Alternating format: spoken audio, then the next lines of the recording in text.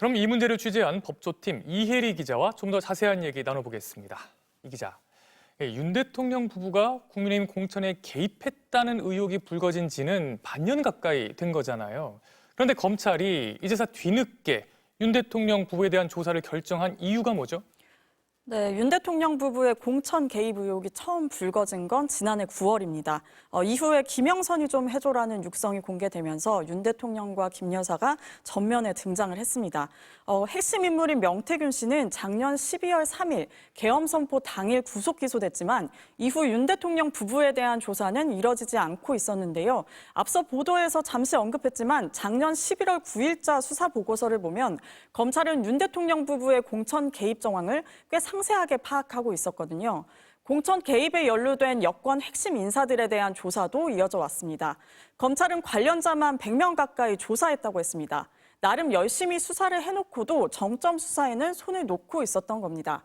일각에서는 검찰이 윤 대통령 탄핵 결과를 기다리면서 상황을 보려한 것 아니냐는 관측도 나왔고요. 최근에는 계엄 원인으로 명태균 게이트가 지목되기도 하면서 명태균 특검법 얘기도 나오고 있잖아요.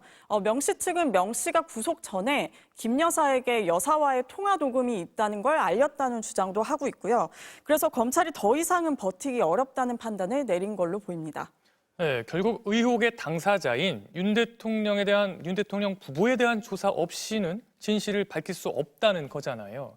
그럼 이제 밝혀야 될 의혹 어떤 게 있을까요?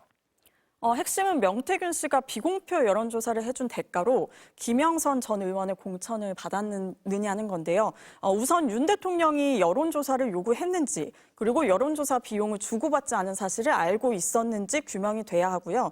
또 윤 대통령과 김 여사가 당시 국민의힘 공천에 어느 정도의 영향을 미쳤는지 등이 밝혀져야 할 것으로 보입니다.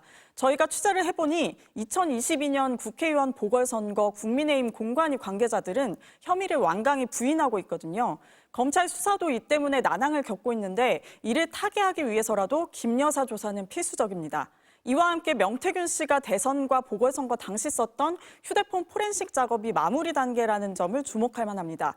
여기서 어떤 증거들이 나올지가 수사 성패를 좌우할 것으로 보이기 때문인데요. 지금까지 확보한 증거 그리고 추가로 나올 증거 등을 기반으로 의혹의 실타래가 풀릴지 지켜봐야 할 것 같습니다. 네, 이혜리 기자 잘 들었습니다.